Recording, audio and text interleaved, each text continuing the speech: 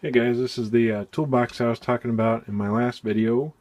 It was one of those kids all-in-one toolboxes that Big Five had back in the day, and I picked it up like 10 plus years ago, brand new with all the stuff inside of it, and all of that's gone now. And I fill it up with all the tools I use today. But before that, I used it in the hardware when when I worked in the small engine repair, which is why there's a Tanaka and a Honda sticker on it. So let's get to it here.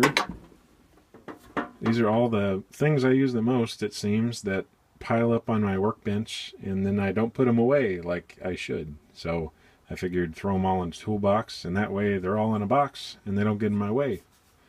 So to start off here, you got a small crowbar, you got valve lapping compound, you have anti-seize, you have the Briggs clutch removal tool, just a small rubber mallet, your wire brush, a 4-in-1 screwdriver, a welder's tip cleaner set, which I use for getting into those carburetor jets, a drill wire brush that I use to get all the carbon off the heads, your carb cleaner, some spare fuel line underneath there, quarter inch, a spark plug tester, a 1/4 inch and a 5/16 screwdriver drive there, and my 7/8 drive, which I use to spin the engines over with my drill, so your arm doesn't get tired pulling them over.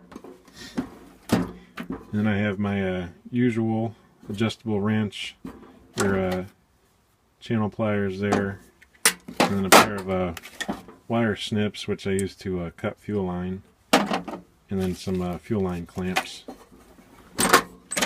And in the bottom we have the valve spring compressor tool, which is a must. It's just so nice to have.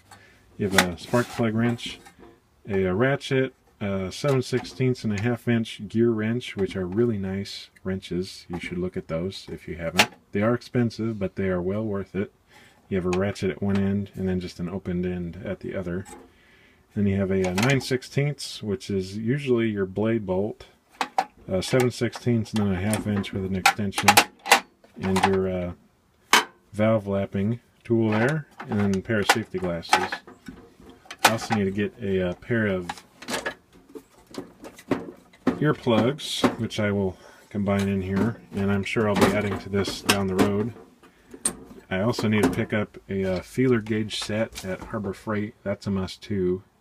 And I do have a Tecumseh carburetor tool coming in the mail, which will also go in here, and that'll be in an upcoming video for the snapper riding mower. So there's the kit I have for it, and I just want to make sure it's installed right, and I've always just needed to get one of those, and I finally just caved and bought one. But in the meantime, that is all in my little toolbox for now, guys. And if you have any questions, just let me know, and I'll answer them to the best of my abilities.